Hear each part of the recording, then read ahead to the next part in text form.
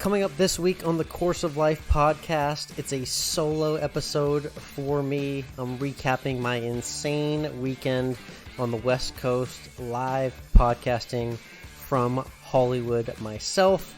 Also checking in on the world of golf. We had a notable win at the Houston Open, and our buddy Phil got it done again. Surprise, surprise, plus everything I'm tuned into as well. And we got a great guest coming your way. This week's guest is Blake Arthur. He's a sportscaster, he's a golfer, and if you watch this season of The Bachelorette, you definitely saw his hilarious basketball commentary, plus football bet updates, and I always end with food, recapping what I ate in California, and all of it is brought to you by our friends at City Bonfires. Love City Bonfires, and it's the exact time of year for a bonfire, so check them out. Promo code is COLFIRE at citybonfires.com to save 10% on any portable, reusable bonfire that they offer. They're easy to light with a stick lighter and easy to put out. Like I said, portable, so you can put them in your beach bag, backpack, really anywhere you want to be on the go and create a little bit of ambiance with that fireplace mood. So again, check out City Bonfires at citybonfires.com, and our promo code is COLFIRE at COLFIRE to save 10% off your City Bonfire today.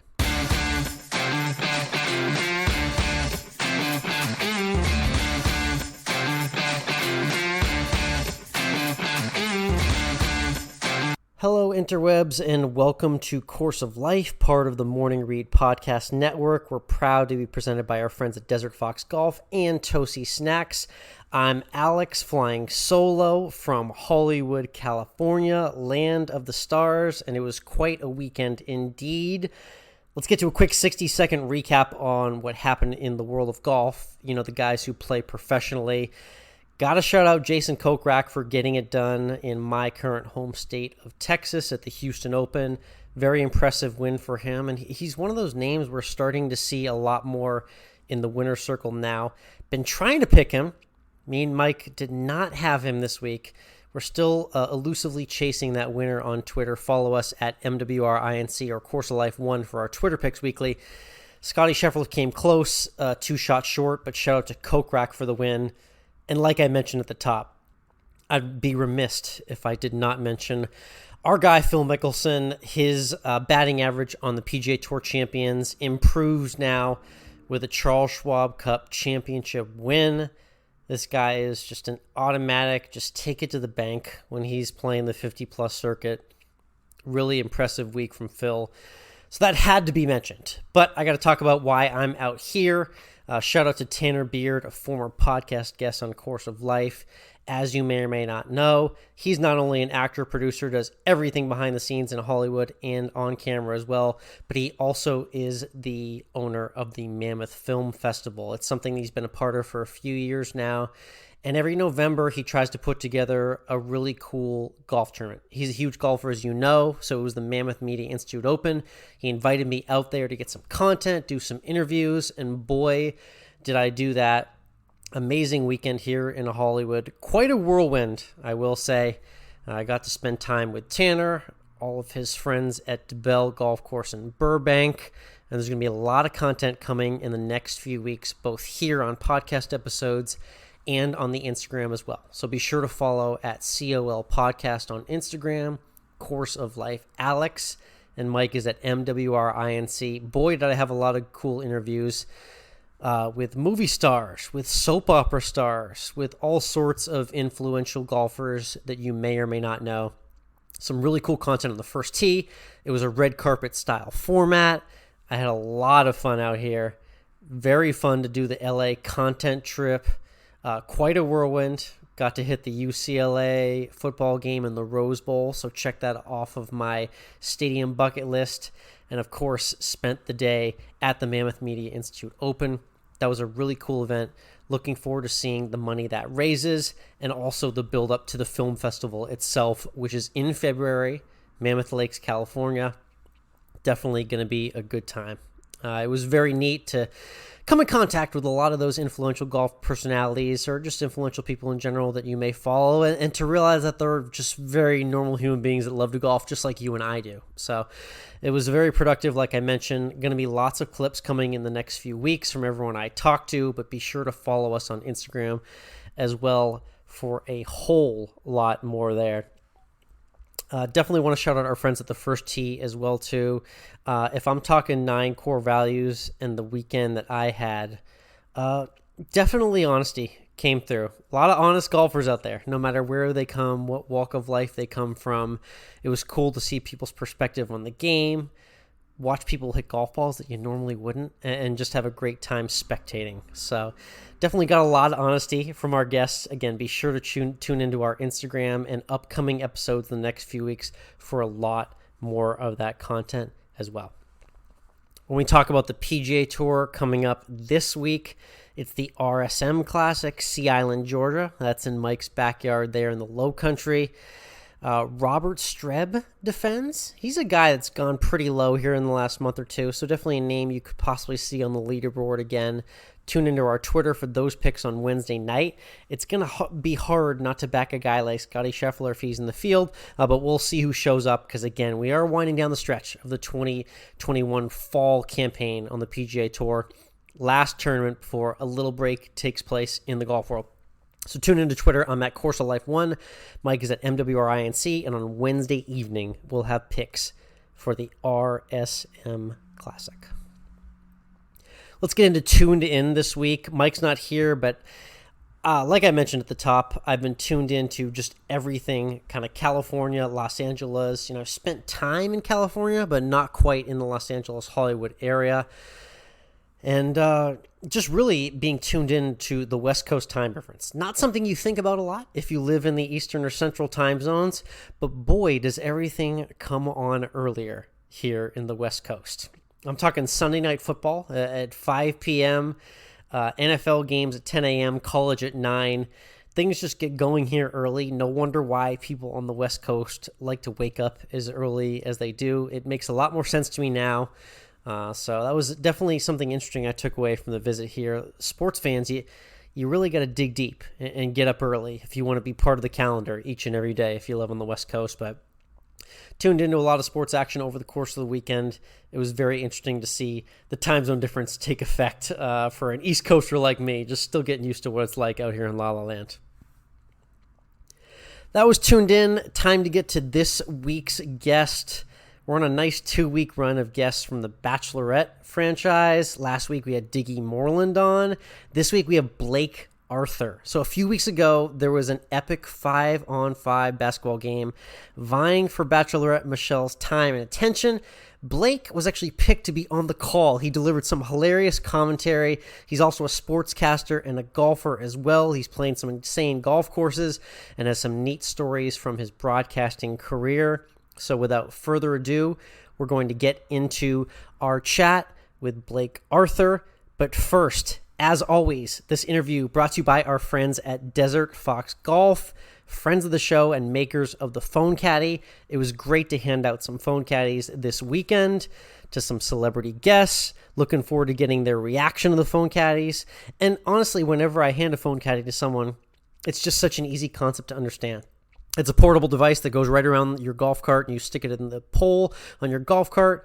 You wrap it around, the adhesive wires in, and it allows you to lodge and mount your phone successfully without having to throw it under that godforsaken compartment where it could get lost, scratched, bent, broken, damaged, or anything like that.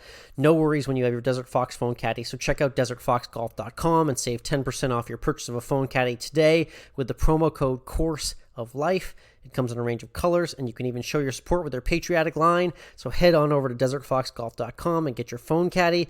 Don't forget the promo code Course of Life to save 10%. Again, that is desertfoxgolf.com.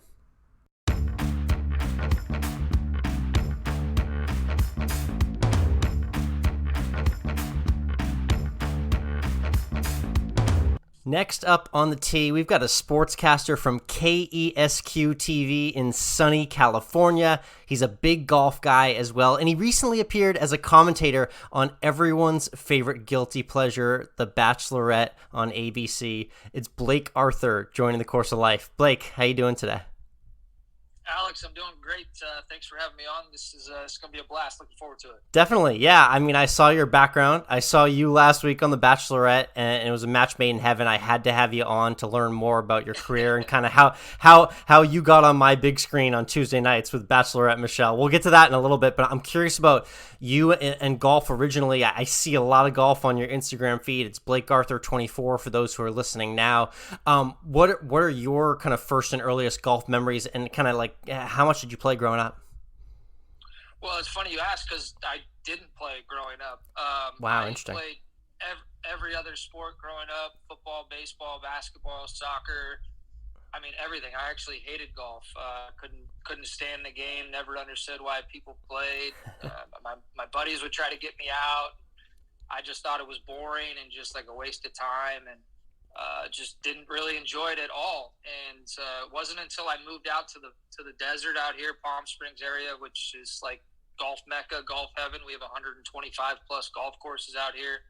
It wasn't until I moved out here that I started playing. And so now it'd be like 5 or 6 years that I've been playing golf. And just like everybody who loves the game, I got the bug, became just really into it. And obviously when you start out, you're not that good. And I was motivated by that, and just really the challenge that golf presents every time you peg it. You know, it's just it's a beautiful game. I say it all the time now. It's the greatest sport ever, and I wish I got into it at a younger age. And Nice. started playing when I was a little bit younger, yeah. That's all right. Glad you found it when you did, and welcome officially. You know, you post a lot of really cool content from the rounds and courses you played, which we'll talk about as well too.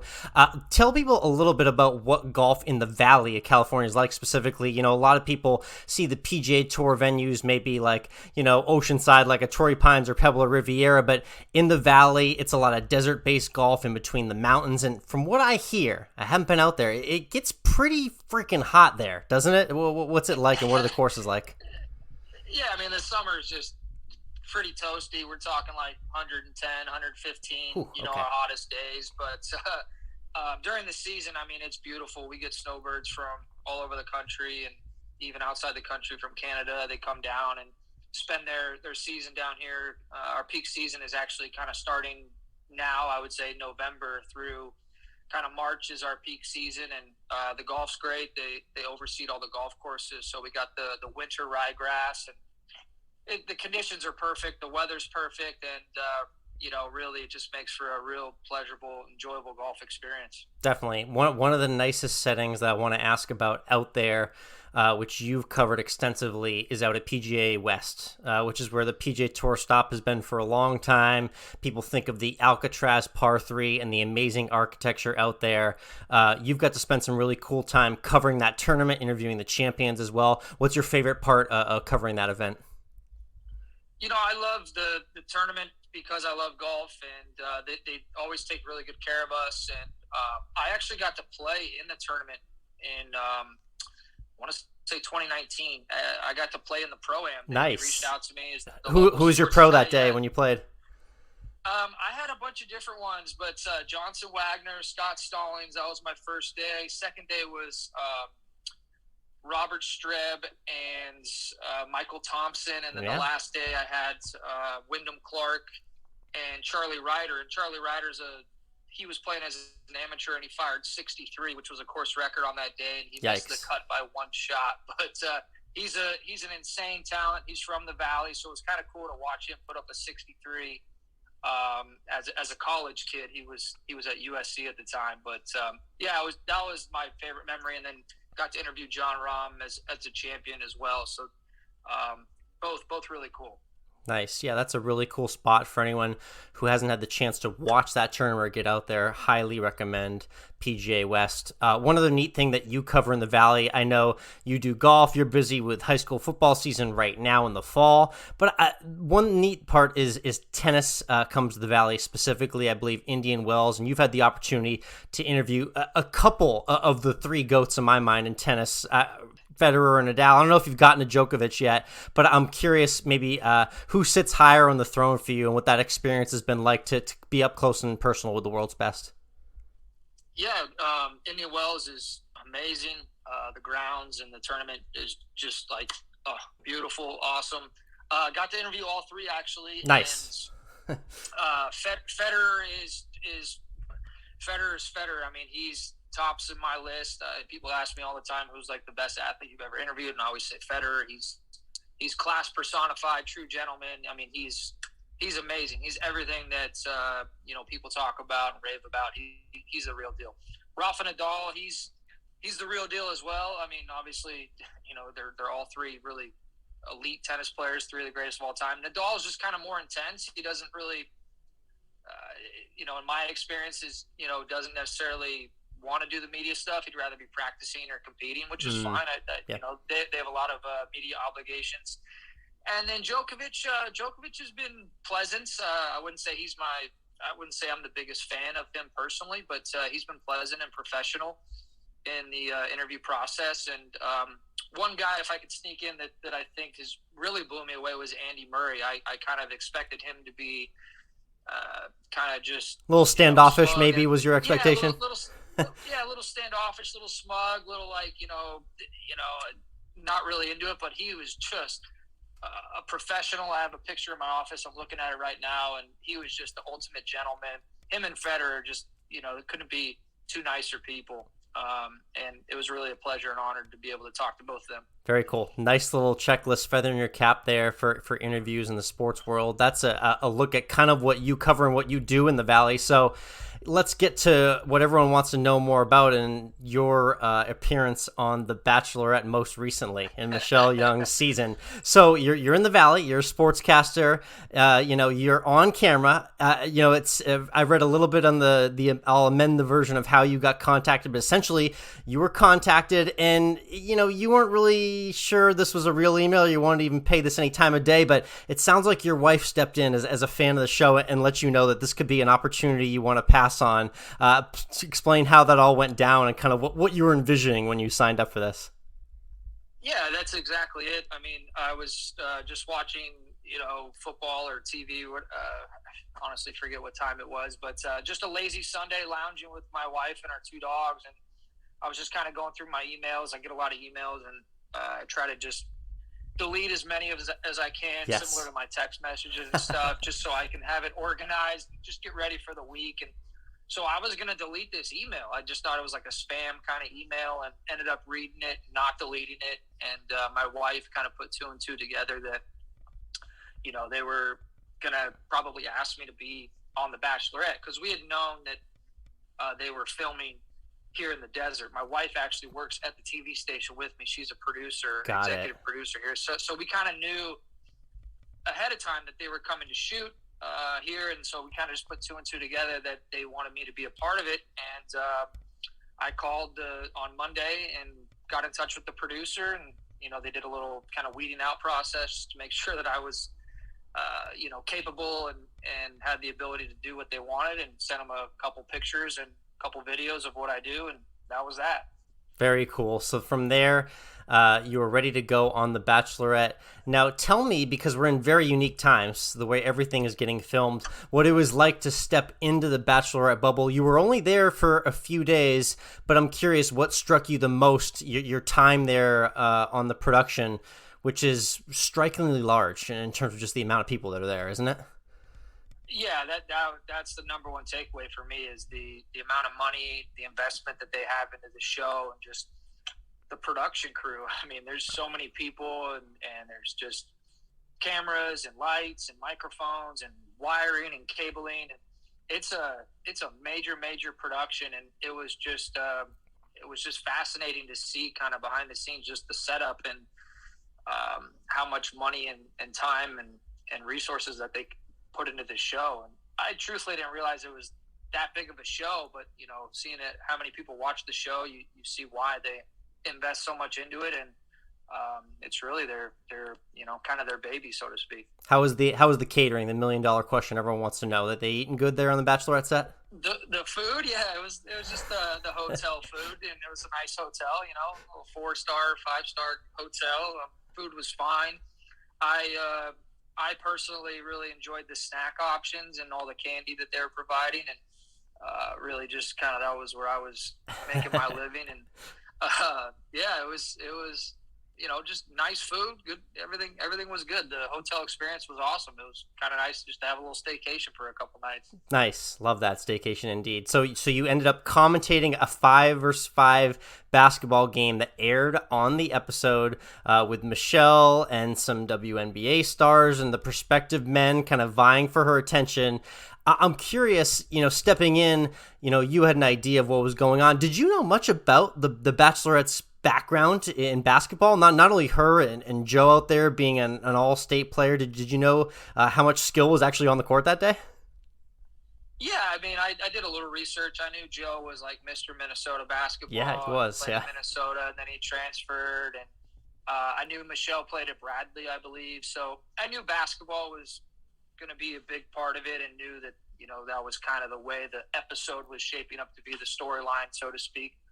But other than Joe, I think there was like only maybe two other good players that were on the court. I know I got a lot of heat for my comments on Pardeep, but it's all fun. I'm not out there like blasting their who they are as people. It's just kind of fun to have some laughs about their basketball abilities or lack thereof in this case. No, it was the perfect energy you brought and just the right amount of chuckle humor for the Bachelorette crowd with your lines as well too. I'm curious, how much was like off the cuff for you? How much were like some lines that you knew you had ready to go? What did ABC want you to say, and how was that process actually commentating the game for you on camera? Yeah, so I mean, I knew going in that it was this wasn't like serious. It's kind of corny reality TV. Yes, so very much so. I tricked it up and played the part and really just embraced the corniness of it and the over the top sports announcer voice guy, and just kind of went for it.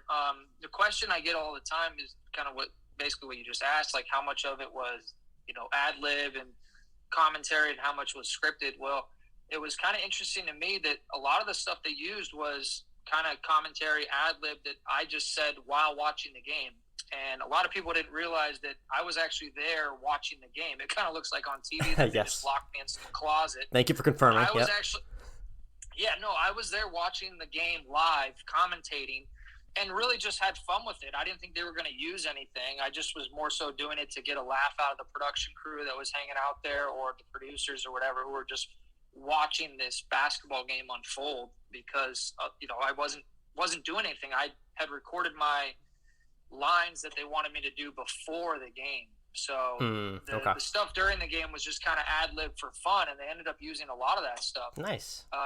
If you saw the credits, that was like all scripted, what they had written, and kind of like stuff I had to read as part of my lines. I love that. Very cool mix of what came off the cuff and what they had set out for you, but it was all funny nonetheless. We're here with Blake Arthur. It's Blake Arthur 24 on Instagram. He's from KESQ-TV. Curious, next move for you. I've got one idea to pitch your way if you're down for it. Is I think what you're going to have to do is, if Michelle finds the one and they go ahead and they walk down the aisle and get married, you're going to have to do the wedding party announcements, I think, at Michelle's wedding. Are you available for that if needed in the future? Of course. If she invites me, I would love to do that. No questions asked. Okay, awesome. Good. Michelle, the invite's out there. Love that. What does the wife think about this newfound fame from seeing her hubby on one of her favorite shows? She loves it. I mean, she's super proud, and like we touched on earlier, she was kind of the one that encouraged me to do it when I otherwise probably wouldn't have done it. But it's been awesome, the exposure and just the love from her and my entire family. Really, the support.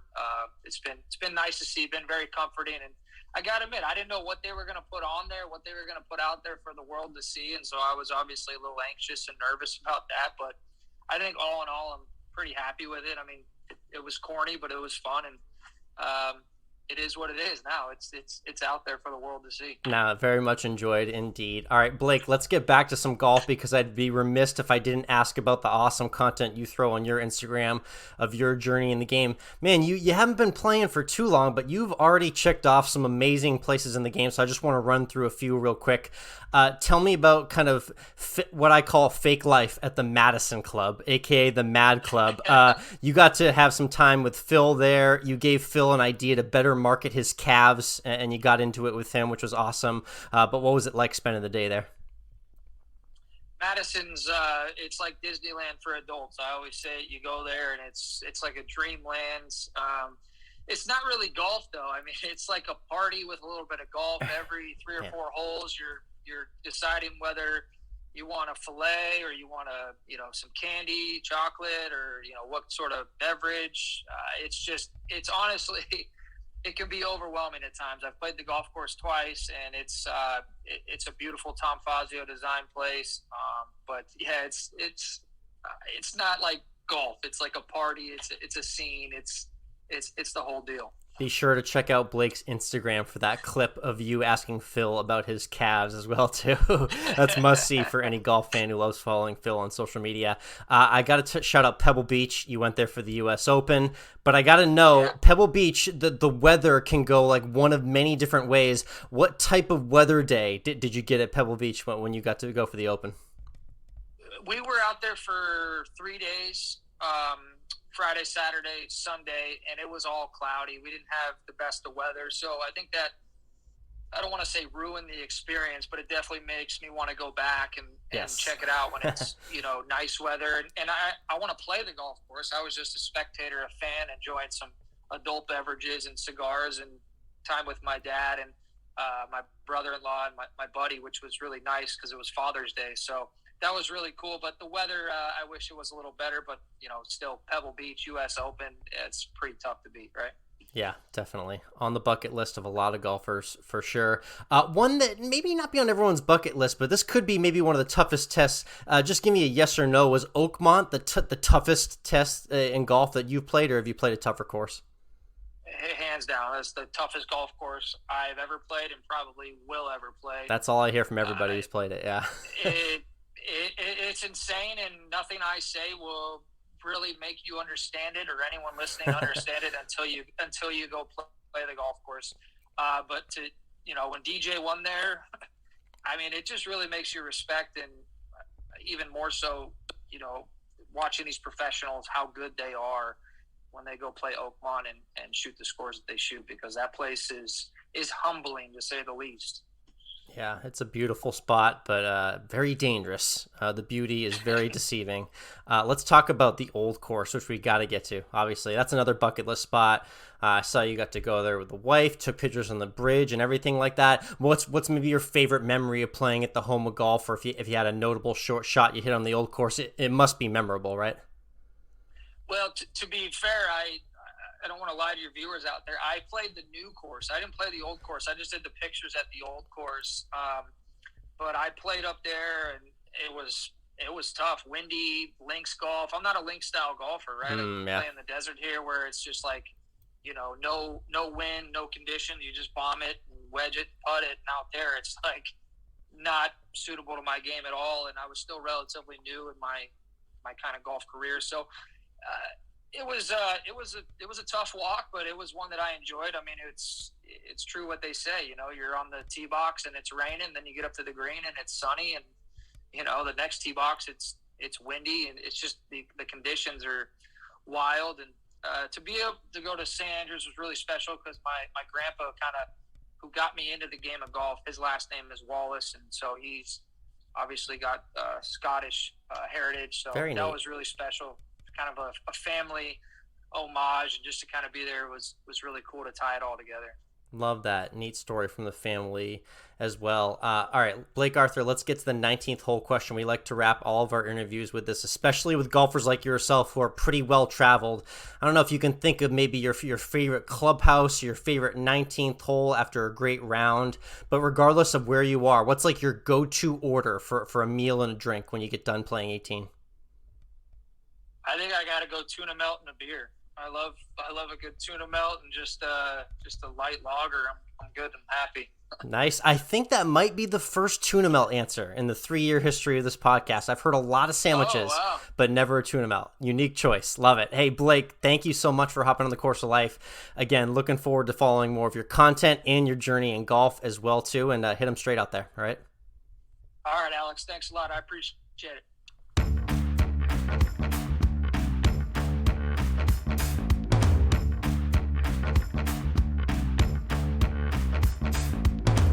Great chat there with Blake Arthur. covering the GOATs in tennis, visiting some amazing golf courses in the Valley area. That's definitely next on my California bucket list for sure. Those layouts sound pure, and you can follow Blake on Instagram to see his golf chronicles and everything he's doing in the world of sportscasting as well. But it was really neat to see him on The Bachelorette. I love the angle that he brought to the basketball game and look forward to seeing more of his content as well. Let's do a quick football recap because I have to get to the fact that I got a bucket list stadium crossed off. I mentioned earlier I got to the Rose Bowl for a UCLA football game. As soon as I touched down in Cali, I knew I had to get there, and I got there just in time. I post pictures on my Instagram as well, so be sure to check that out at Course of Life Alex. But it truly is as iconic as you would think it is. The stadium has so many memories in the game of football, from national championships to Rose Bowls played every year. Sun setting and a nighttime game at the Rose Bowl, truly a special moment for any college football and football or sports fan for that matter, that I got to enjoy. UCLA had a great win. Not the fullest crowd in the world, but it was energetic to say the least. It was neat to walk the grounds. It's definitely kind of got those throwback vibes. It's due for a renovation, but the bottom line, it was so cool to go to the Rose Bowl, experience a game there, and just take those vibes in. So I can check that one off. I hope everyone else out there does in due time as well too. As for my college football picks, just another snoozer of a week. How I keep managing to go 500 is beyond me on Saturdays. I do great on the weekdays, but another 6-6 picking day on Saturdays talking college football. I'm just stuck in neutral. There's no other way to get around it. It's been several weeks in a row right now, still hovering around 52-53% against the spread. But nonetheless, we roll on to another week. Things are getting very interesting with the college football playoff picture as well too. Cincinnati get in, Michigan State. Who's number 5, who's number 4. We're all going to decide that in the next couple weeks when we finalize the playoff. I'm hoping for a little carnage and some new teams mixed in, but I have a funny feeling that the old faces will make a return. So we'll see about that. Regarding the NFL, just all highlights from my Patriots. Shout out to Mac Jones for another impressive performance. Pat's now 6-4. So I'll put the finger up because we're quietly making a lot of noise in the AFC East, but I don't want it to be too loud. So shout out to the Patriots for getting that win as well. All right, let's hashtag always end with food, brought to you by our friends at Tosi Snacks, makers of the Tosi Super Bites. I love their new Pop Bites as well, too. An awesome little snack that's easy, it's on the go, it's healthy, it's light, it's full of all natural ingredients, and it's definitely the way to go if you want to keep the energy up for the rest of your day, whether it's pre-workout, pre-round of golf, or just pre-work, getting after your day. Tosi Bites is the way to go. Our promo code is COL20 to save 20% off, or just head to tosi.com/COL. I was looking forward to giving a gigantic California food recap, but there really wasn't too much to report. I had probably one of the worst hot dogs of my life at the Rose Bowl, unfortunately. There's just really no further comment there. But for $7, you would hope you'd get something a little bit better, but that's California pricing for you. What was cool was the post-round barbecue at the golf tournament at the Mammoth Media Institute Open. Tasty as always, and I knew Tanner Beard, being a Texan himself, was going to come through with the barbecue properly. Got to finish my final night heading down towards the Hollywood Walk of Fame and got some highlights in there, some landmarks. No question I was playing a big-time tourist this weekend, but it was a productive trip, and I hope everyone enjoys the content that is to come. It's going to be in the next few weeks. You'll hear clips from all of my interviews. You can check out my Instagram in the meantime. Again, it's at Course of Life Alex or COL Podcast if you like what you're hearing now. That's a wrap on this week's Course of Life. We'll see you all next week.